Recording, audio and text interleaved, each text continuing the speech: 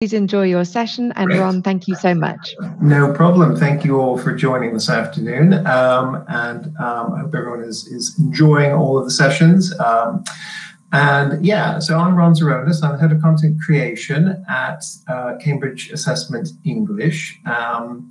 It's a fairly, well, not sure quite what to make of that title, but what I do in my role is work with our teams who are producing exam content to make sure that they are reflecting best practice in what they do across our product teams, that we are doing our content work as efficiently as possible, but also that we are reflecting, reviewing, and ensuring that everything that we do meets our standards. So that's a little bit about my background. What I'd like to do today is have a discussion, kick off a discussion which I'm sure is happening in many of your organizations already, but bring people together to share a bit about what you have been doing and the issues you're facing around inclusivity in assessment. We have a mission as assessors to ensure that all the material we put in front of our learners and teachers, if we're assessing teachers, reflects the experience and identities of all the cultures and social groups that we serve. So with that in mind, I want to hold a discussion with all of you, which really is based on some core assumptions. I've listed out the assumptions here. I think that all of us in the assessment community would agree with these statements, right? But I think it's worth explicitly stating them and calling them out. We really, as assessors, need to make sure that the elimination of bias in our content and the ways in which we deliver our tests is fundamental to fair and ethical testing, right? That's absolutely core to what we do. Our content has impact. The way we represent people in our assessments can affect the way our learners see themselves in the world, how they see each other, and how the world sees them. Our learners include people from every background, ethnic, cultural, linguistic, social, economic, religious, and really from across the spectrum of gender identity, sexual orientation, physical ability, neurodiversity, political belief, and personality, right? So those are the people that we serve.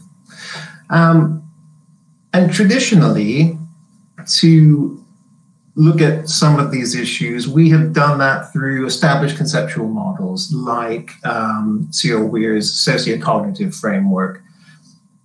These frameworks help us address issues that we face mainly from a validity perspective. But it's really only more recently that there's been explicit discussion of equality, diversity, inclusion, and belonging in language assessment.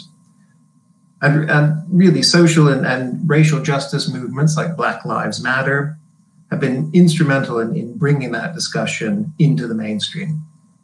And now, of course, that we're living in a COVID world, that's had a further big impact on how our tests and assessments can be accessed, and indeed who can access them.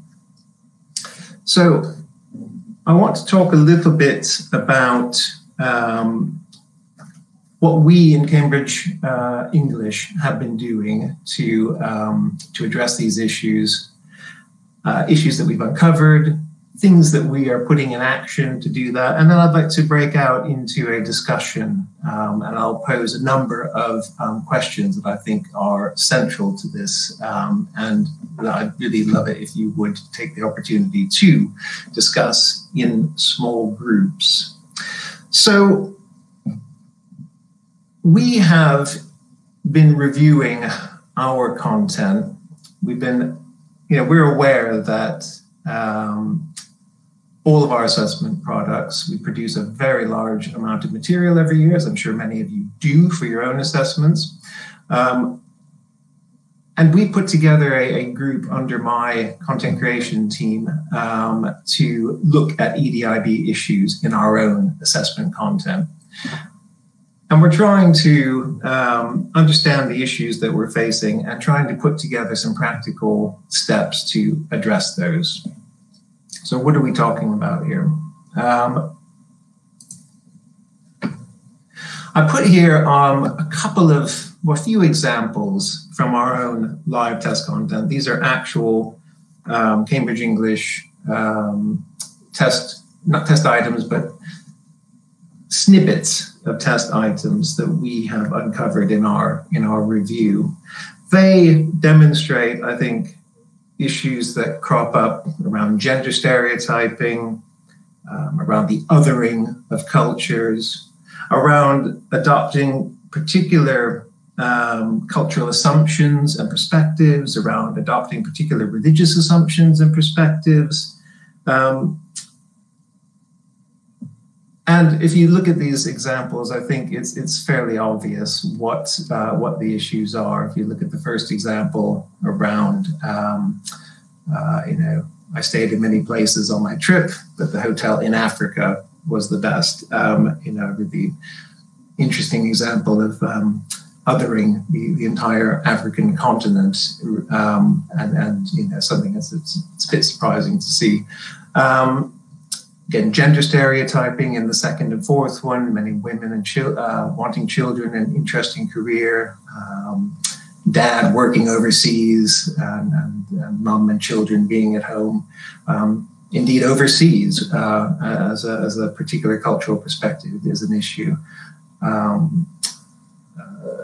Using BC, and again, adopting a particular religious stance by using BC rather than something like BCE, before the Common Era. And then a graphic from one of our speaking tests, which, showing people engaged in sport, but the people are mostly male, white, and in fact, the activities and sport that we've highlighted here are, again, adopting a very specific cultural perspective. These are the sorts of things that sort of leap out when you look at some of our content, and as some of the more obvious examples, but there are more subtle issues involved in content creation as well. So what are we doing to address these issues? As I said, we do have a group that is looking at this. I'll come on to that in a moment, but we haven't suddenly decided to look at issues that could introduce bias in our content. That's obviously been an ongoing thing. When I first joined the organization about 17 years ago, there was an initiative underway called Broadening the Cultural Context.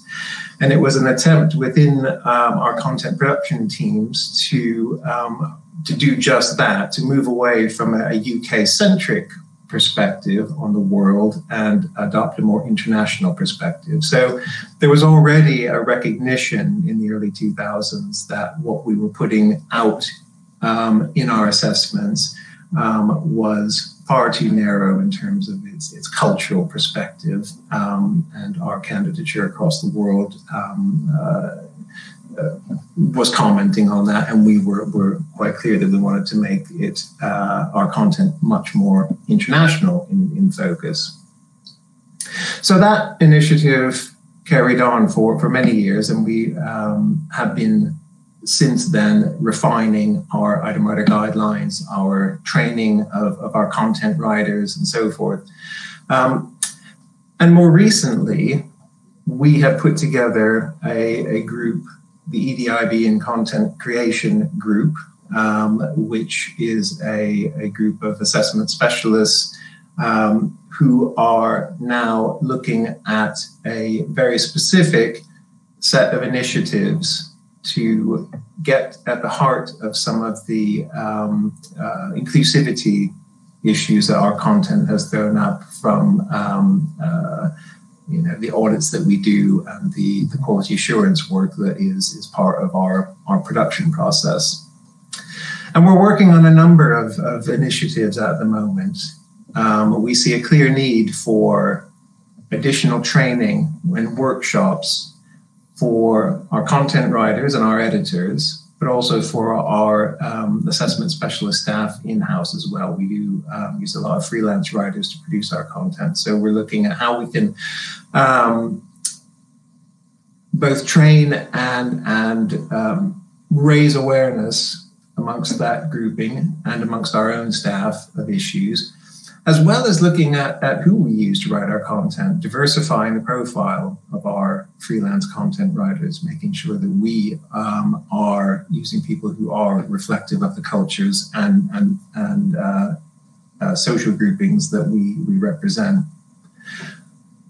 We're looking at more comprehensive reviews, particularly through an EDIB lens. So we have a number of quality assurance processes in place, but not specifically any of those focusing on inclusivity, EDIB issues. It's there, but it's not called out explicitly. So we want to do content reviews around those issues in particular.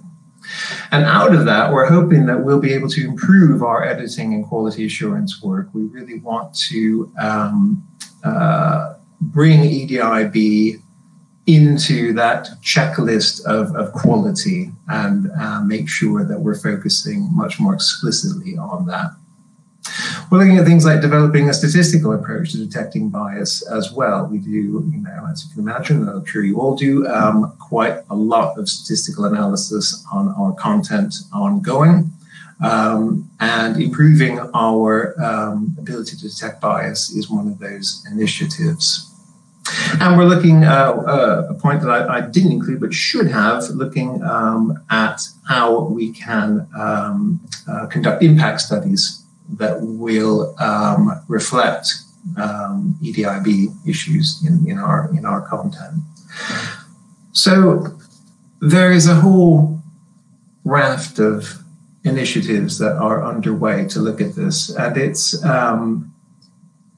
it's not been an easy process so far. There's a lot to work through, and there are a lot of issues to negotiate. Putting together training programs, recruiting people it will take time to do this, but it's something that we feel committed to. It's something that is incredibly important to us in our content. And really, we want to make sure that we review our content in future and we don't see examples like the slide I showed before, that we really have made tangible progress in what we're doing. And I think that's where I would like to invite you to have a discussion yourselves around some of the issues that you're facing, and some of the actions and activities that you're doing or planning to do to address inclusivity in your own content and to improve on that front. I've got a number of questions that I'd like you to work through. Really, it's up to you. How many of these, which ones in particular you decide to focus on. But I think they're all central to this discussion. I'd like you to talk about practical ways that you can identify how content might create or perpetuate that systematic bias and contribute to prejudice.